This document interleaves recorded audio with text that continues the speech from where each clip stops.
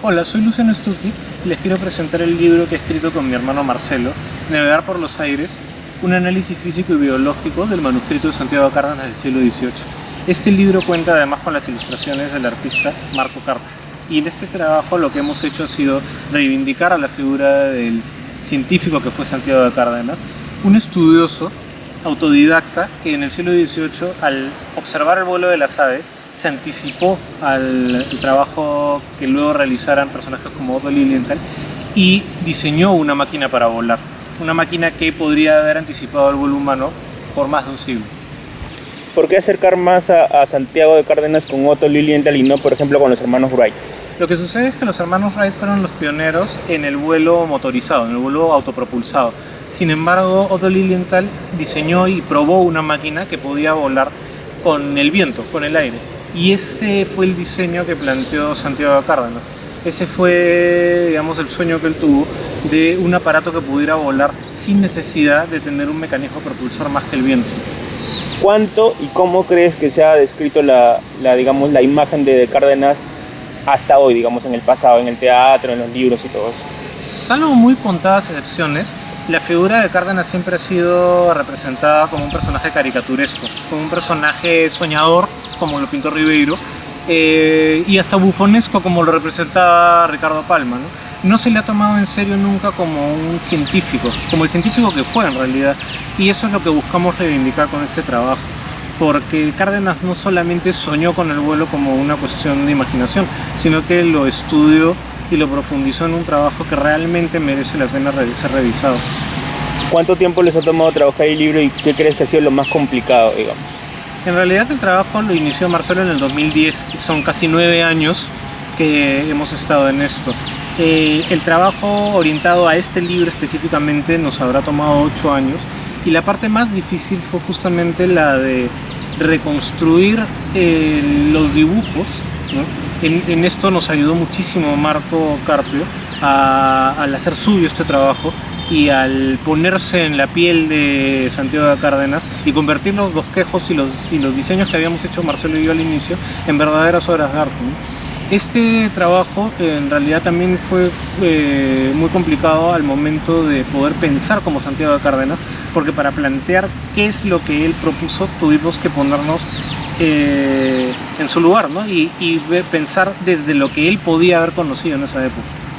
No se tiene la fecha exacta de nacimiento de Santiago ni tampoco la fecha exacta de muerte, porque hay tantos detalles, digamos, que permanecen en la oscuridad de este personaje. Sí, lo que sucede es que tenemos la suerte de que él documentó muchas cosas sobre su vida, como la fecha aproximada en la que nació, pero evidentemente no documentó la fecha de su muerte.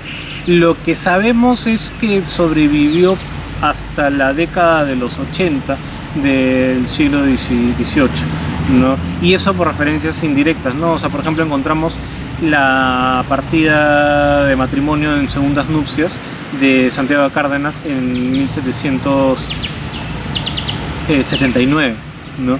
Y hay alguna referencia indirecta que nos permite pensar que él pudo haber vivido hasta la década de los 80 de ese siglo, ¿no? Quizás en algún registro perdido, en alguna iglesia o en alguna biblioteca, está la partida de función de Santiago de Cárdenas, no lo sabemos. ¿Se podría definir más como un autodidacta, como un intelectual? ¿Cómo ustedes, digamos, definen a Santiago? Santiago de Cárdenas definitivamente fue un autodidacta, ¿no? Su figura intelectual no debe ser vista desde una perspectiva peyorativa, ¿no? Él se hizo a sí mismo, se formó a sí mismo. La primera parte de su estudio se ve justamente cómo todo él lo construye con sus propios conocimientos, con su propia experimentación, pero luego tiene una parte en la que él, luego de hacerse conocido en la Lima virreinal, se documenta y se educa con textos académicos, y esa segunda parte se puede ver en su manuscrito, que es una parte mucho más madura, mucho más profunda también, donde ya discute con diferentes autores lo que él mismo ha descubierto. Ahora, todo esto, digamos, genera de todas maneras una imagen mixta, ¿no? un autodidacta que se va formando a lo largo de su vida y que se vuelve un intelectual finalmente, porque en su libro no solamente discute cosas de biología o de física, sino también cuestiones filosóficas y hasta teológicas. Finalmente, ¿a qué público dirigen tu hermano y tu libro?